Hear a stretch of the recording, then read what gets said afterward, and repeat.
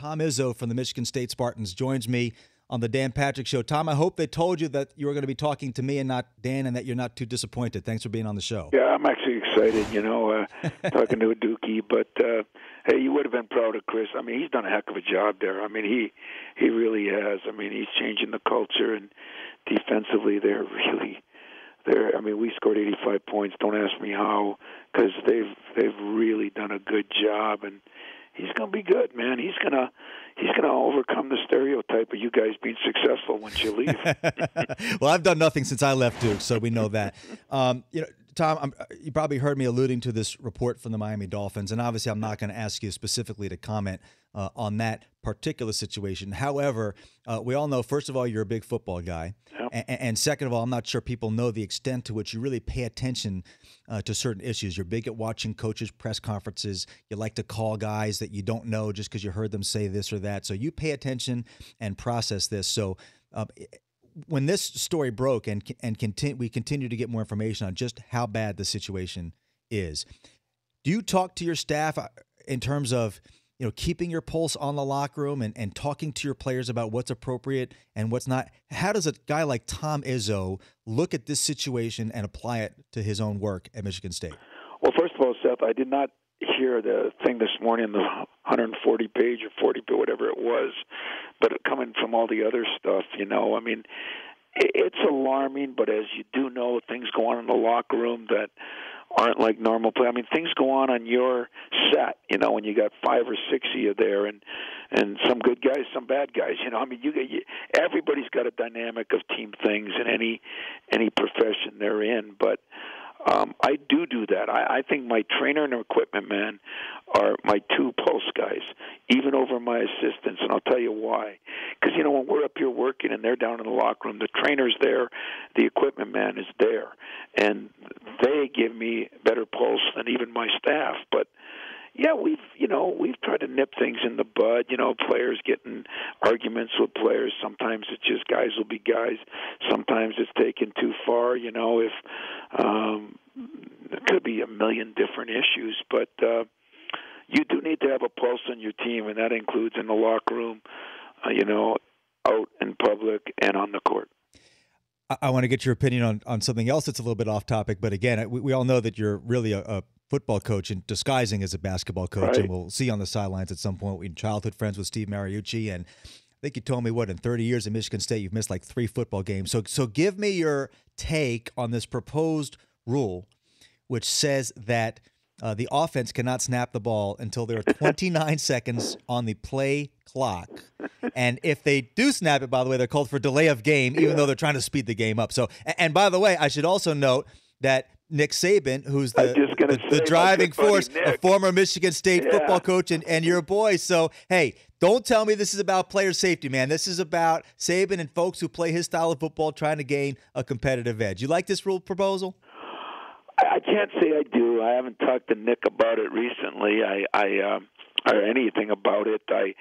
I did watch how the game is sped up. I think there's some pluses to it. I don't like when a team's sitting there and they're not in a huddle and yet they're calling a million things, and that seems a little weird to me. But I don't know how they can dictate how fast you snap the ball.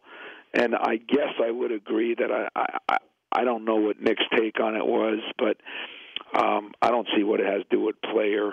I mean, that's why you have subs. You got to get if you need guys to get in and out. But I am a little screwed up on that rule, so I'm going to have to better educate myself, talk to Mariucci and Saban, and find out what the hell those.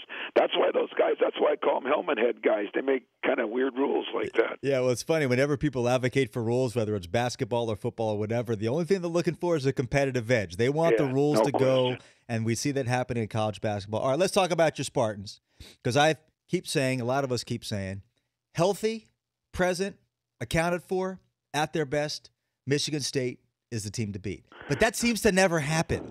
When are you going to be healthy? And what give us a health? I know we're looking for maybe Appling coming back. What's going on? It's happened, a lot of years, but we weren't as talented as this year. But this has been a bizarre year. I mean, how many times do you have 2 guys with mono?